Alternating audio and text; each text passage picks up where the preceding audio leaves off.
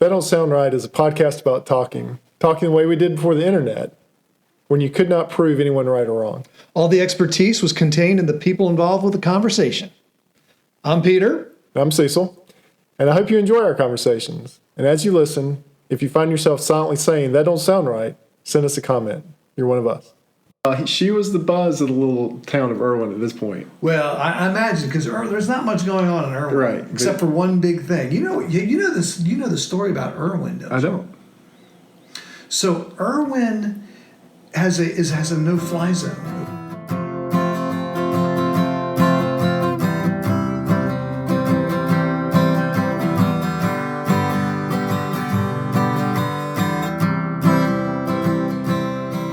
Hey, Peter.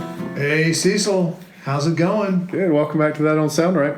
Hey, it's good to be back. It's good to be back with the TDSR community. I hope everyone enjoyed their short week. Did you get in a boat? I did not. Did you start your loop?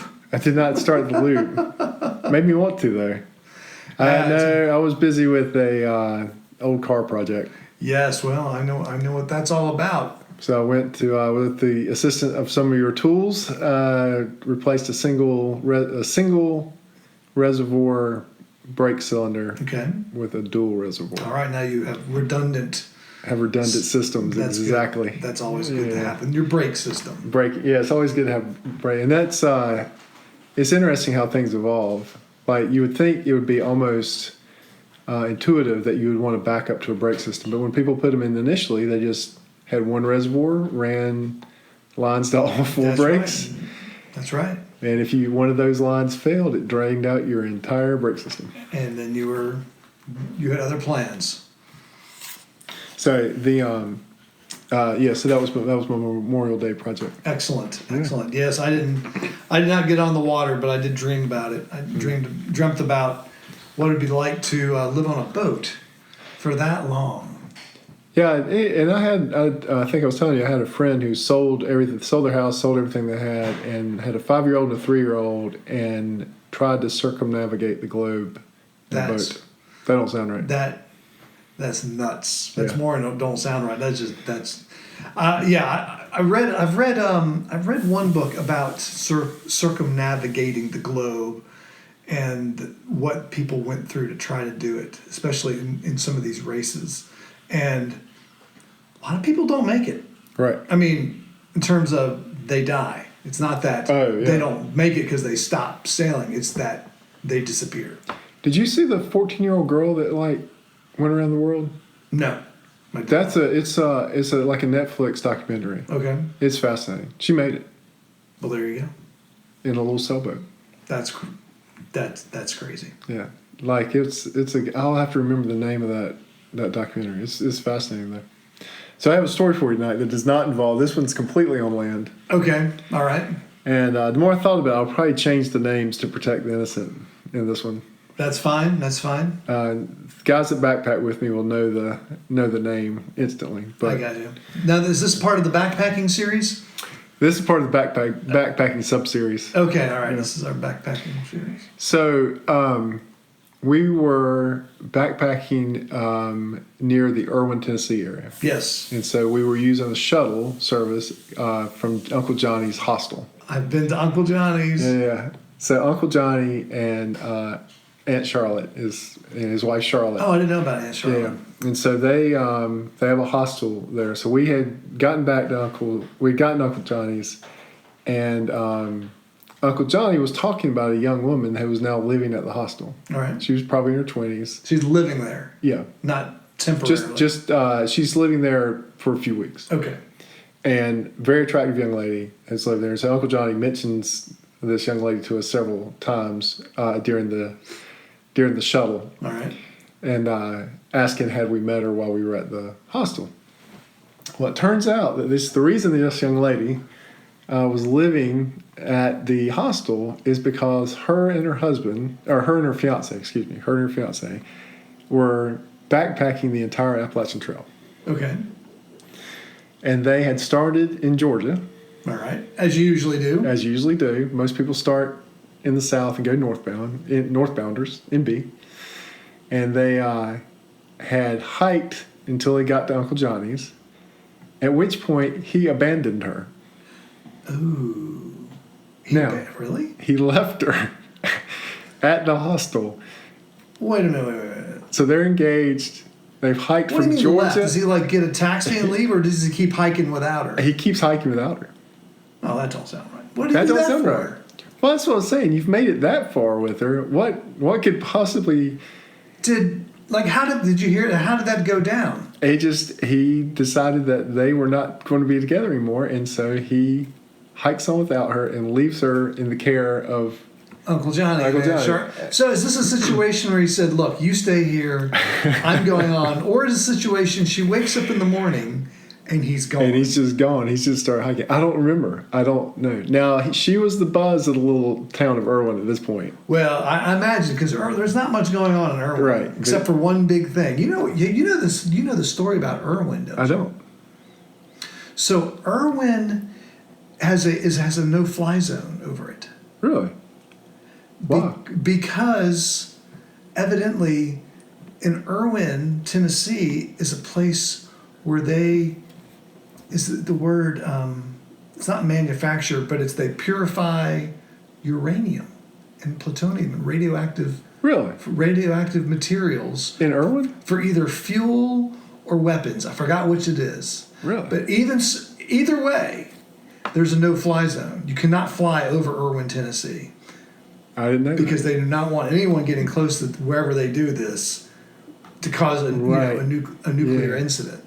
That's that makes me have a different There's a approach second. to Erwin. This might be a second topic. Second topic. So, anyways, it fascinated me that if you had made it that far with anyone, that you would feel like you needed to abandon them. And I mean, do you know what I'm saying? So maybe the listeners need to understand how far they've gone. So they started in Georgia. So in Erwin, Tennessee. So the Georgia they're probably section's 100 miles. Are they about 2 months into the trip? At least. Yeah. If not 3. So they've done the 100 miles in Georgia. I guess it's a 100 mile section. And so from Georgia to Erwin is probably, 300 miles? Yeah, maybe? I mean, this is it's a commitment at this point. Well, clearly it was not. a commitment. It was still. It was something that he got out of. Right. How bizarre! So I imagine she's heartbroken. She didn't seem heartbroken. Hey, did you meet her? I met her and talked to her. Okay. So when we finished our hike, we came out. So Uncle Johnny shuttled us up to the trailhead. All right. And then as we hiked, we ended up back at Uncle Johnny's. Okay. So we went So south. she's there. He shuttled us south. And then the thing that we had hoped for years that would happen with Uncle Johnny is that Uncle Johnny and Aunt Charlotte asked us to stay for dinner. Okay. And so they were cooking for some people that were at the hostel, and we got to stay and eat with them. And she was there, and so we got to meet and talk to her that night.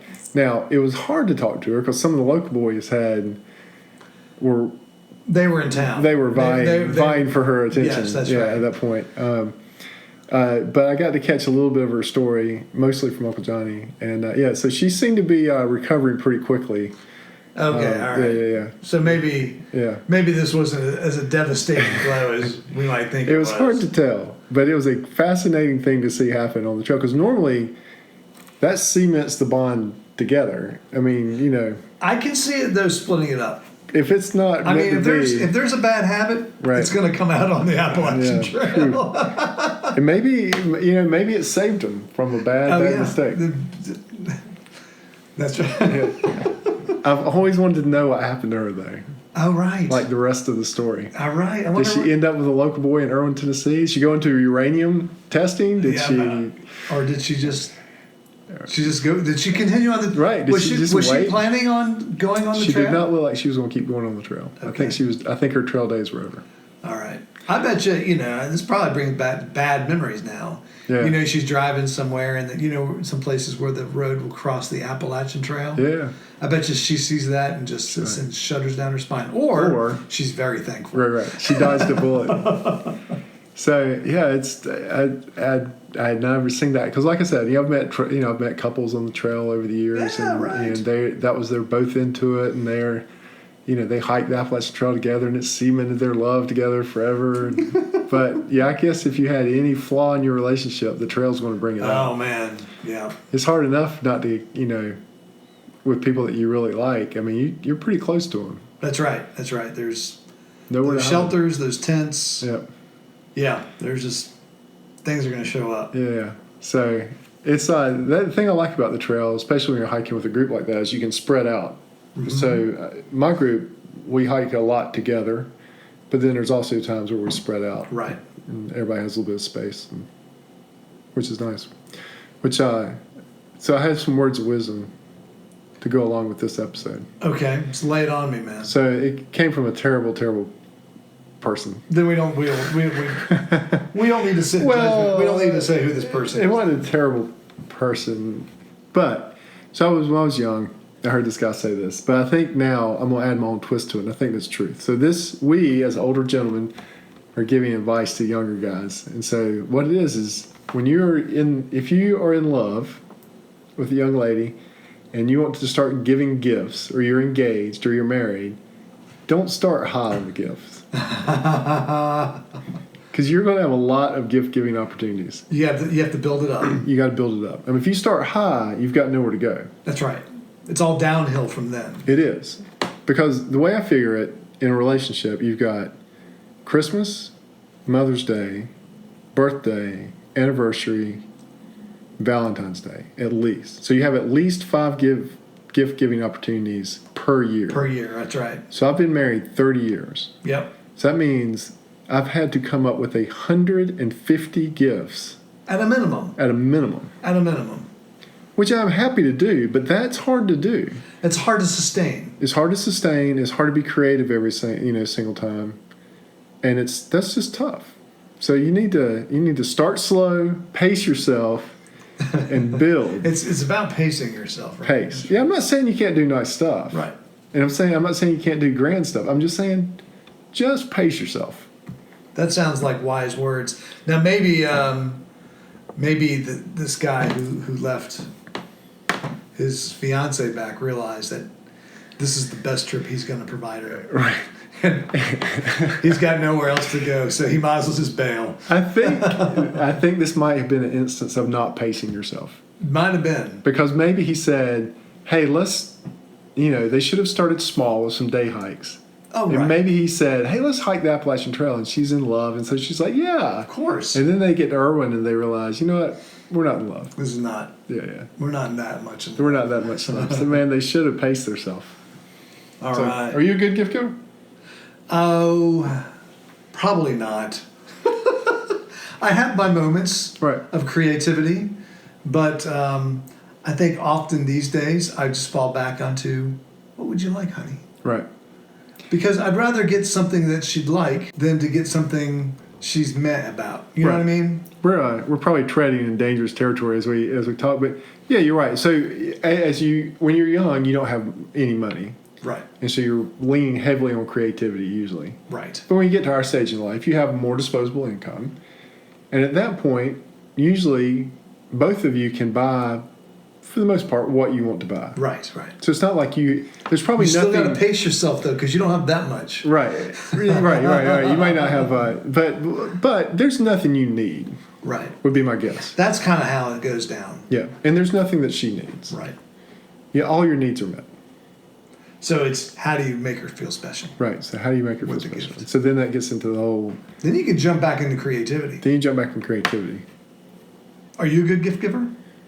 I have my moments. All right. But as I've aged, I've become. It's gotten harder. Yes. To do. It's gotten harder to really. Well, you're running out of pace. Again. You're in Erwin, Tennessee. I'm 150 gifts into this at this right. point. So. That's long. One of the biggest hits I had with a gift? What's that? Is we had done something and I had a ticket stub from it and I made it took 25 cents and I made a bookmark out of it. All right. And she loved that. Genius. So that was a good gift. There's some words of wisdom right there. That's some words of wisdom. Put that in your gift your gift basket. I've also made really expensive gaffes too, which are probably for other episodes. But yeah, maybe we need to start the gift giving series. Right.